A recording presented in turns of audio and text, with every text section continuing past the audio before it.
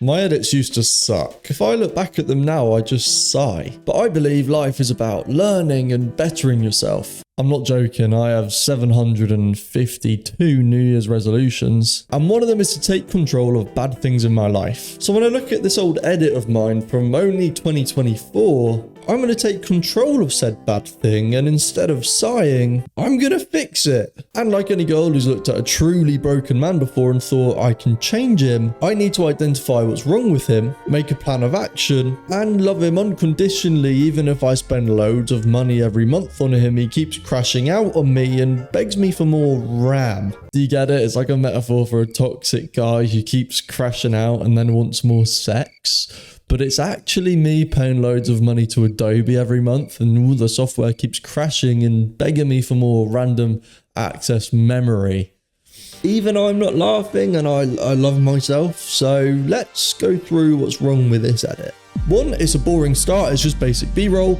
2, rotoscoping is cool, but it just lacks a certain visual hierarchy. 3, it's over-reliant on text, it all just looks a bit samey. 4, what was I thinking with that age 18 bit?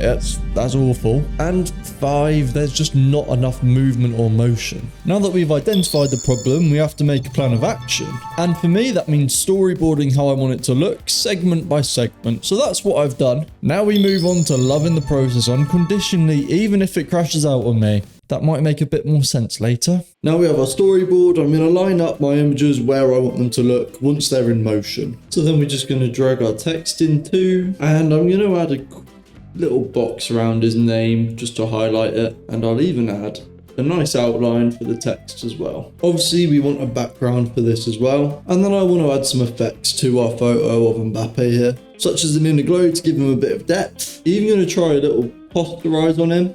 If we bring it down from there all the way down to 9, and to give it some movement before we animate the text in and give the whole thing a bit more texture and depth, I'm going to do a little puppet warp effect on him, just so that we avoid the problem we had before. And you see here, we're just going to move each little thing across for some subtle movement. So you see now that gives the whole thing a bit more movement, makes it feel more alive, definitely more interesting visually. And of course, I'm going to ease these keyframes just to give it that movement. And I actually want this to start off with a transition that reveals what's going on behind it. So I've added a transition here that's quite a liquidy thing. It's got loads of blues in it, and it's subtle, but it just gives the whole thing a bit more look. It makes it feel a bit more premium.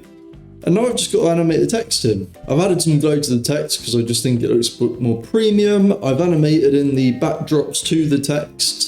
Now I've made all the layers 3D so that I can do a bit of 3D camera work to really show off the depth in this. I've now added a posterized time to give it more of that YouTube documentary feel. I added some camera movement, and I adjusted the depths and positions of our focal points, and this is how it looks now.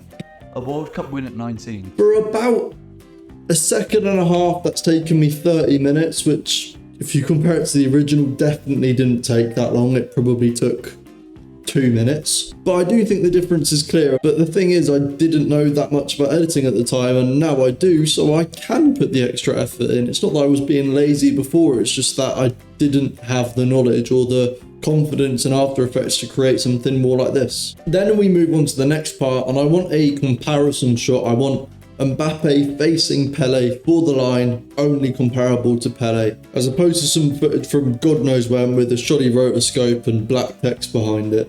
So I'm going to drag Pele in, and I'm going to drag Mbappe in as well. And to really emphasize this whole thing about showdown, I'm going to put a circle behind them to sort of highlight the difference. So I want these two coming together to meet in the middle where there's going to be text in between them, which I'll just add now.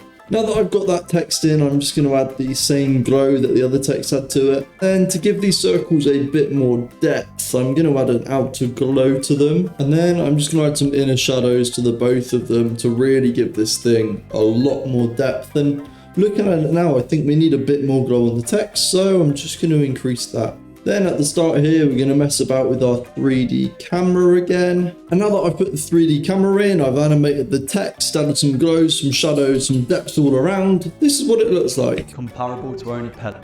Onto the line, transferred to PSG for 166 million at age 18. We've got some figures in there and I want to display them on the screen, but still in an interesting way. So I'm going to start by laying out how I want my scene to look. And then my screen recording crashed. Yeah, I filmed for another 90 minutes and I've got nothing to show for it apart from the finished edit. As I said at the start of the video, 2026 is about improving and bettering yourself, and one of my goals was to not let obstacles be early finish lines. So if this happened last year where the screen recording just failed, I would have scrapped the video. And it is a short one, but I'm gonna keep it because it's a post. It's a step in the right direction, even if it's not perfect. So yeah, here's the edit. I do think it's a lot better. I kept the storyboard in the way that I wanted. I think visually it's much more interesting. I've put so much more thought into the design of it, the colors, the branding, how it feels, the texturing. All of it I just think is a lot better, and I'm really happy to see that progress that I've made across the 3 years. I am going to do this video again with another old edit, and that time I promise I'll make sure that my OBS stays recording the whole time. But if you did enjoy, subscribe. I want to try to do weekly videos in 2026 and I'd love for you to be part of the journey. Thanks.